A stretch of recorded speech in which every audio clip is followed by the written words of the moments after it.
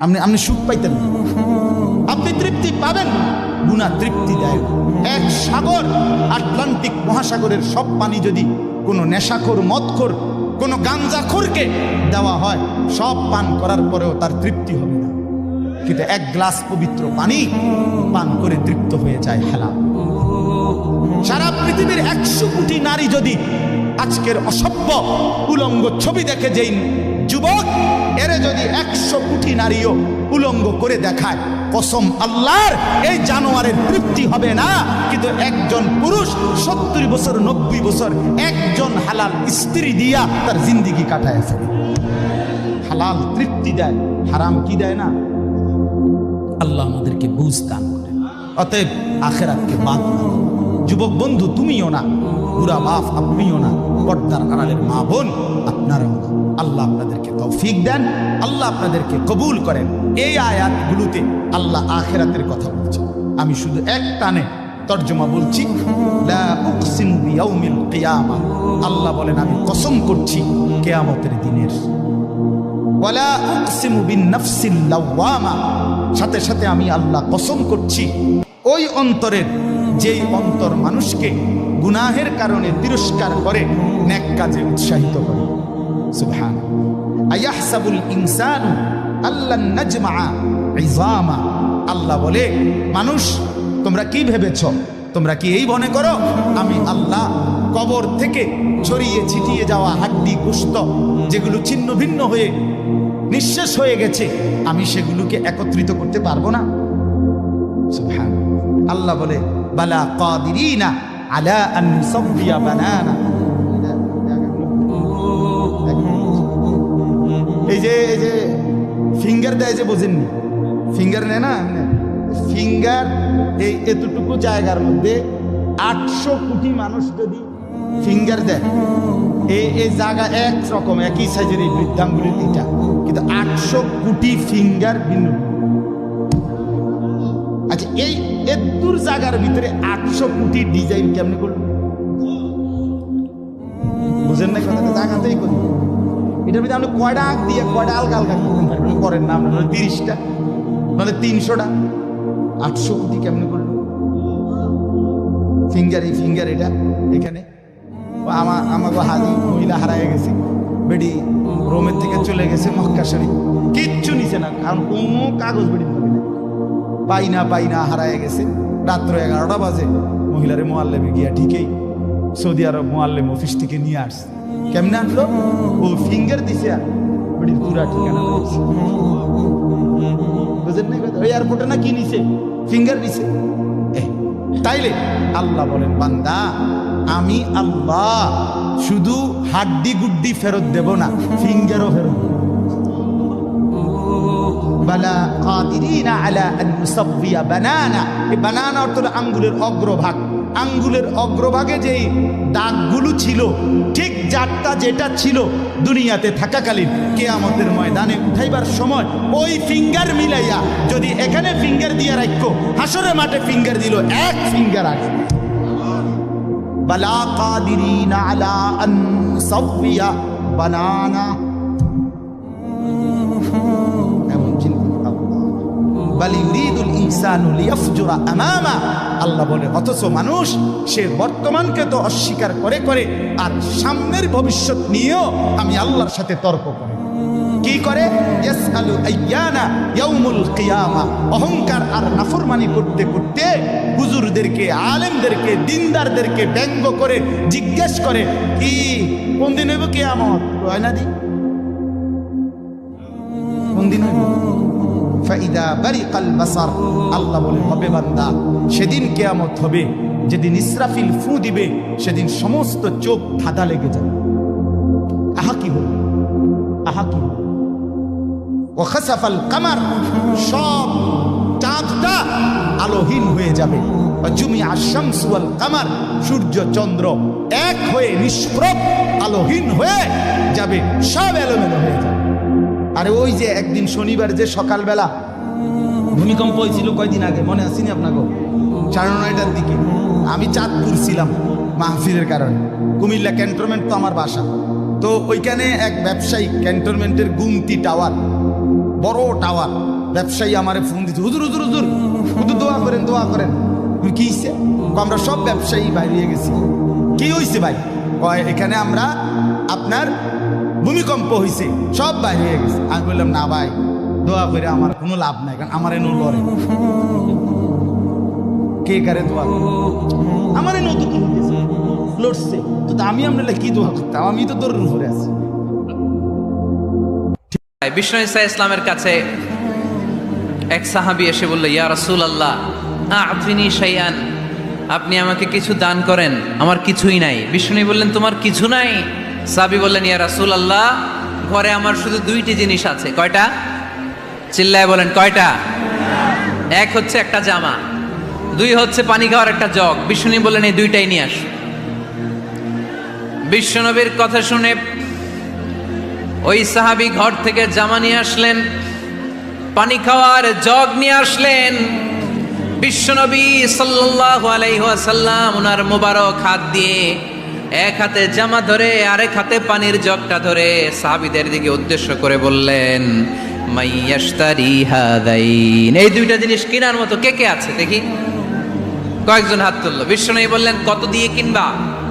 এক সাহাবী বলে, ইন্নী আশতারিহিমা বিদিরহাম, ও নবী যদিও এগুলো আমার দরকার নাই, কিন্তু আপনি যেহেতু নিলামে ডাক তুলেছেন, ইয়া রাসূলুল্লাহ ইয়া হাবিবাল্লাহ, আপনার সম্মানে আমি 1 দিরহাম দিয়ে দুইটা জিনিস কিনে নেব। 1 দিরহাম, একটা জামা, একটা পানি খাওয়ার জগ, দাম কত? 1 দিরহাম। বিশ্বনবী বললেন, না না, 1 দিরহাম তো অনেক কম হয়ে যায়, মাইয়াজিদু আলা যালিক, এর চেয়ে বেশি দামে কে কিনবা? আরেক সাহাবী হাত তুলে বলতে লাগলি, ইয়া রাসূলুল্লাহ ইয়া হাবিবাল্লাহ ওয়া ইন্নী আশতারিহিমা বিদিরহামাইন, আমি এই জামাটার পানি খাওয়ার জগটা 1 দিরহাম নয় 2 দিরহামের বিনিময়ে কিনতে চাই। বিষ্ণু ঈসা ইসলাম ওই সাহাবাকে দিয়ে দিলেন। দিয়ে 2 দিরহাম নিয়ে যে লোকটা ভিক্ষা করতে এসেছিল তার হাতে 2 দিরহাম দিয়ে বললেন, যাও 1 দিরহাম দিয়ে ঘরে খাবার কিনে দিয়ে আসো, আরেক দিরহাম দিয়ে একটা কুঠার কিনে নিয়ে আসো। শুনতেছেন? কি কিনে নিয়ে আসো? কুঠার দিয়ে কি করে? গাছ কাটে। ওই সাহাবী কুঠার কিনে নিয়ে আসার পরে বিশ্বনবী নিজ হাতে কুঠারের মধ্যে একটা কাঠের হাতল লাগাই দিলেন। আল্লাহু আকবার! হাতল ছাড়া কুঠার ইউজ করা যাবে? বিশ্বনবী নিজ হাতে ওই কুঠারের ভেতরে একটা হাতল লাগাই দিলেন আর বললেন, লা উরিদু আন আরাকা 15 আইয়াম, এই কুঠার নিয়ে জঙ্গলে যাও, গায়ে অনেক শক্তি আছে, কাঠ কাটো, এই কাঠ কেটে বাজারে বিক্রি করো, সামনের 15 দিন যেন আমি আমার চোখের সামনে তোমার না দেখি। বিশ্বনবীর পরামর্শ অনুযায়ী কুঠার নিয়ে ওই সাহাবী জঙ্গলে চলে গেলেন। কাঠ কেটে বাজারে বিক্রি করতে করতে 15 দিন পরে 10 দিরহাম নিয়ে বিশ্বনবীর দরবারে হাজির হয়ে গেলেন। 10 দিরহাম নিয়ে বিশ্বনবীর কাছে হাজির হয়ে গেলেন। সাহাবী এসে বলল, ইয়া রাসূলুল্লাহ এখন আর আমার ভিক্ষা করা লাগে না, আমার গায়ে অনেক শক্তি আল্লাহ দিয়েছে, আই এম ভেরি এনার্জেটিক, আপনার দেয়া বরকতের কুঠার দিয়ে আমি কাঠ কেটে কেটে স্বাবলম্বী হতে শুরু করেছি। তুমি এমন ভাবে আল্লাহর ইবাদত করবে যেন তুমি আল্লাহকে দেখতে পাচ্ছ, মানে আল্লাহ কনসিয়াসনেস। আপনি নামাজ পড়ছেন, মনে মনে চিন্তা করছেন আল্লাহ আমাকে দেখছেন।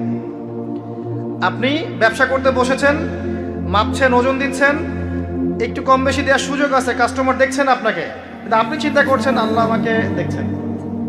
আপনি কি বুঝতে পারছেন কি বুঝতে পারছি? আপনাকে একটা বিল পাস করতে দেওয়া হয়েছে, আপনার সুযোগ আছে এখানে দুর্নীতি করার, আপনাকে টেবিলের তল দিয়ে টাকাও দেওয়া হয়েছে, আপনি নেওয়ার আগে চিন্তা করছেন যে আল্লাহ আমাকে দেখছেন।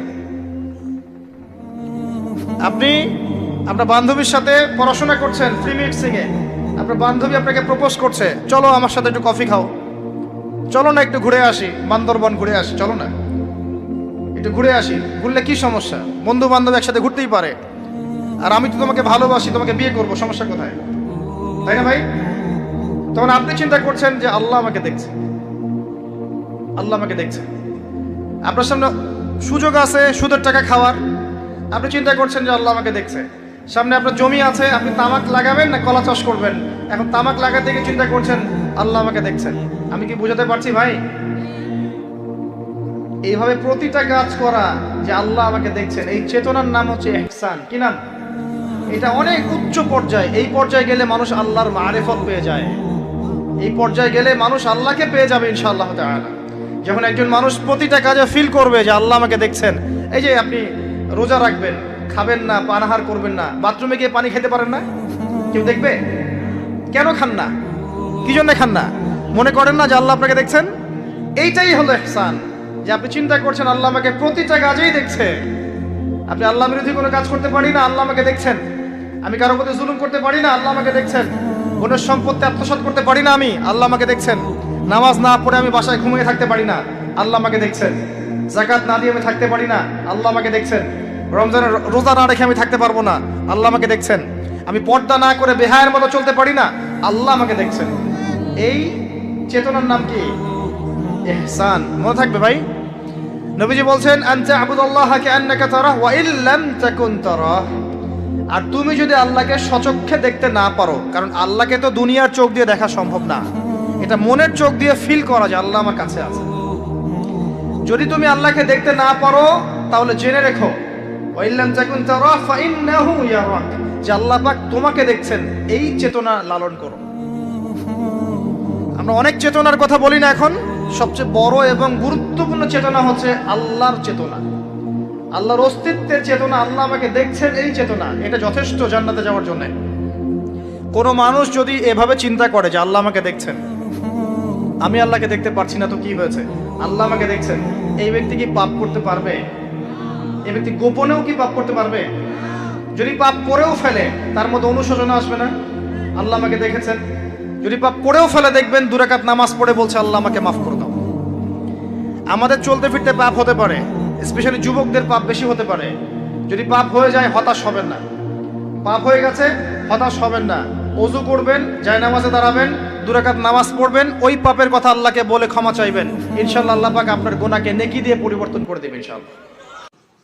তো শোনো,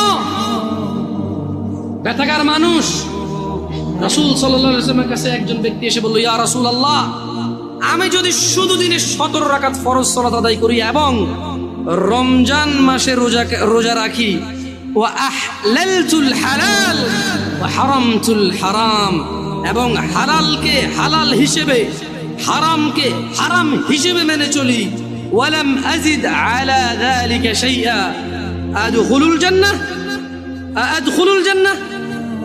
একজন লোক কার কাছে এসেছে?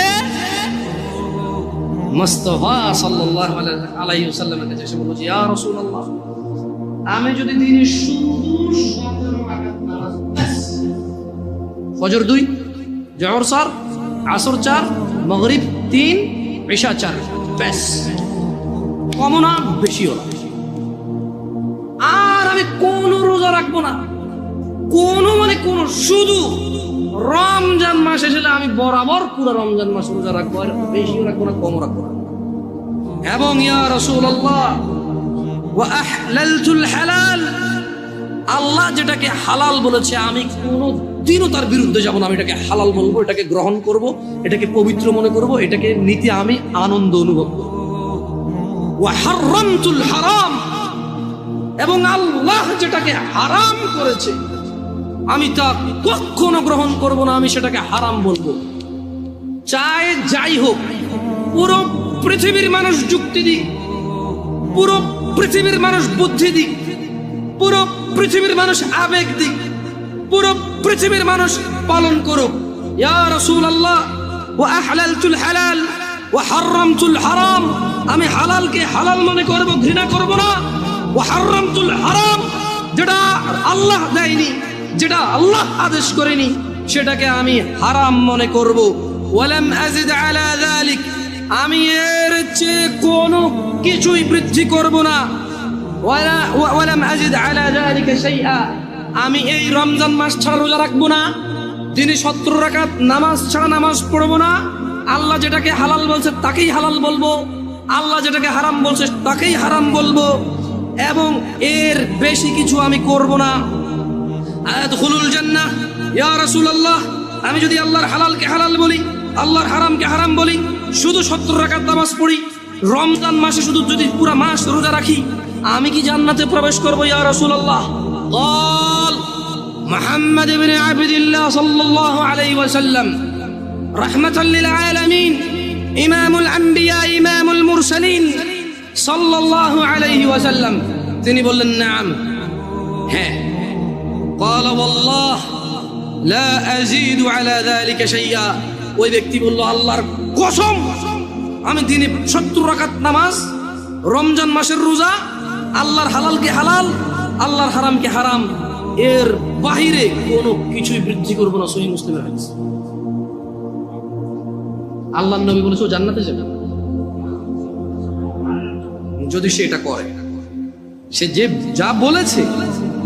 দিনী ভাইরা যারা আপনারা কঠোর পরিশ্রম করেন, আমি বলি কি শুরু করেন, দিনে 17 রাকাত সালাত দিয়ে শুরু করেন। হাইয়া আলাস সালাহ বললে মসজিদে চলে আসেন। ওয়াল্লাহি সালাত কঠিন কিছু নয়।